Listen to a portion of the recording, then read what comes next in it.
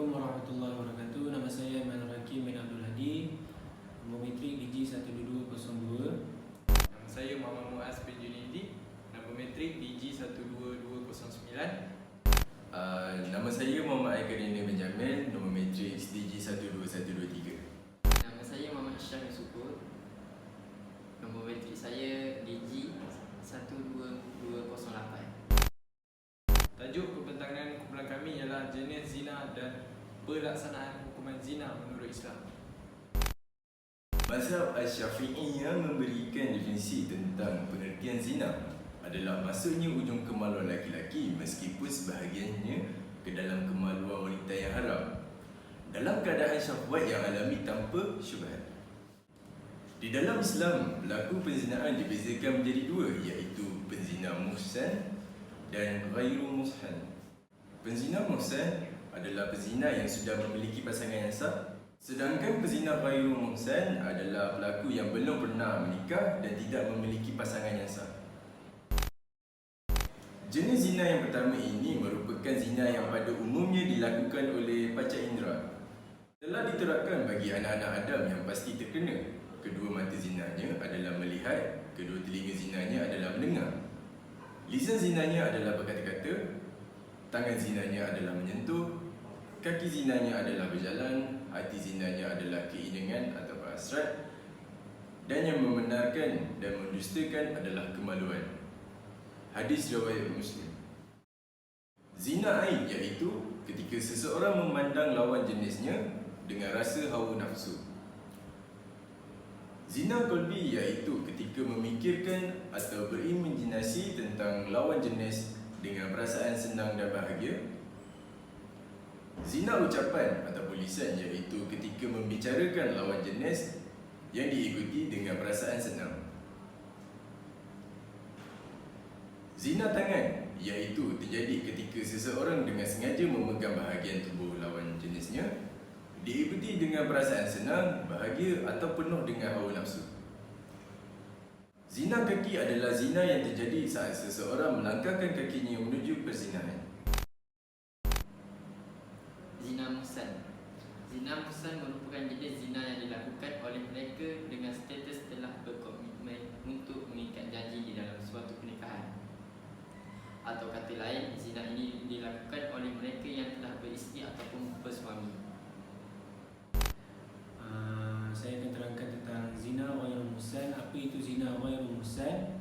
Zina ghairu muhsan ini di mana seorang perempuan ataupun seorang laki-laki yang tidak berkahwin ataupun tiada status perkahwinan tetapi melakukan zina ataupun terlanjur melakukan zina. Hukum zina adalah haram di sisi Islam dan Allah SWT melarangnya ke atas kita untuk melakukannya. Bukan sahaja melakukannya, bahkan kita sebagai umat Islam yang beriman kepada Allah haruslah menjauhi segala perbuatan yang boleh membawa kita untuk melakukan perbuatan terkutuk tersebut. Seperti dalam firman Allah SWT, dan orang-orang yang tidak menyembah Tuhan yang lain beserta Allah dan tidak membunuh jiwa yang diharamkan Allah kecuali dengan alasan yang benar dan tidak berzina, barang siapa yang melakukan yang demikian itu, nescaya dia mendapat pembalasan dosanya, yang ini akan dilipat gandakan azab untuknya pada hari kiamat kelak, dan dia akan kekal dalam azab itu dalam keadaan terhina. Ayat 69 surah Al-Furqan. Allah SWT juga berfirman dalam Al-Quran, A'udzu billahi minasyaitonir rajim, wa la taqrabuz zina innahu kana fahishatan wa sa'a sabila. Maksudnya, dan janganlah kamu mendekati zina, sesungguhnya zina adalah sesuatu perbuatan yang keji dan suatu jalan yang buruk. Dalam ayat ini jelas kita nampak bahawa Allah SWT kata wala taqrabu zina. Allah tak kata la zina, janganlah kita membuat zina itu. Bahkan Allah kata dalam Al-Quran wala taqrabu zina, dan janganlah mendekati zina. Maksudnya janganlah kita mendekati sesuatu perbuatan yang boleh membawa kita melakukan zina. pelaksanaan hukuman zina bagi seseorang yang telah bernikah ialah rejam atau dilempari oleh batu sehingga mati.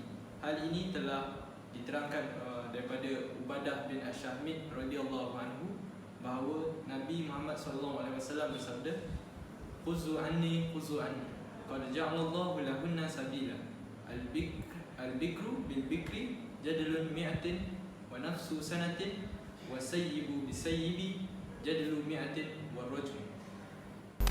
Maksudnya ialah ambillah dariku. Allah telah menetapkan ketentuan bagi mereka penjaka yang berzina dengan perawan, hukumannya dicambuk 100 kali dan dibuang selama setahun. Dan laki-laki yang sudah menikah yang berzina dengan perempuan yang sudah pernah menikah, hukumannya adalah dicambuk 100 kali dengan dirajam. Hukuman rejam adalah hukuman bagi orang yang berzina di mana ia dibenamkan ke dalam tanah sehingga sebatas dadanya, kemudian dilempari dengan batu beramai-ramai sampai mati. Hukuman zina bagi pasangan yang belum bernikah adalah sebatan sebanyak 100 kali serta diasingkan selama setahun.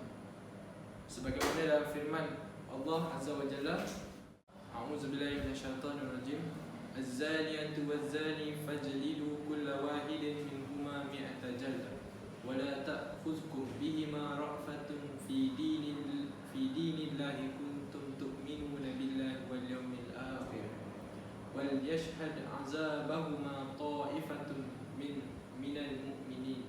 Az-zani la yankihu illa zaniyatan aw musyrikatan waz-zaniyatu la yankihuha illa zanin aw musyrik wa hurrima zalika 'alal mu'minin.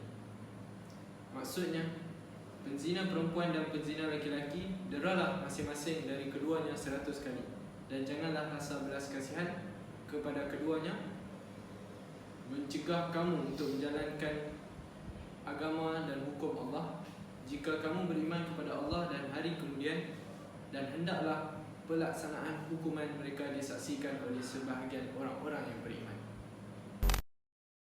Antara kesan berzina, contohnya seorang lelaki ataupun wanita yang telah melakukan zina, mereka akan hilang rasa malu dalam diri mereka.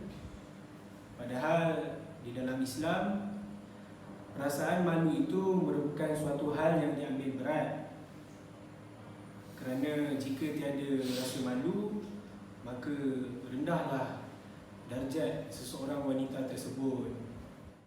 Antara kesan berzina yang lain ialah menjadikan pelaku zina tersebut dalam keadaan kemiskinan ataupun merasa tidak cukup dengan apa yang diterimanya. Sedangkan pelaku itu melanggar larangan Allah, tidak mengikut perintah Allah, tetapi mahukan rezeki yang lebih. Dan seterusnya adalah kesepitan hati dan dada. Kesepitan hati dan dada selalu meliputi para pezina.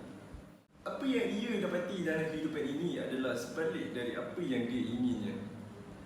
Selain itu, kesan berzina boleh menyebabkan menularnya penyakit-penyakit yang berbahaya. Contohnya penyakit AIDS, sifilis, gonorrhea dan kencing bernanah. Akhir sekali, penzinaan menjadikan sebab hancurnya suatu masyarakat yang mereka semua akan dimusnahkan oleh Allah SWT akibat oleh dosa zina yang tersebar dan dilakukan secara terang-terangan. Allah. Nampak bahayanya zina. Kesimpulannya,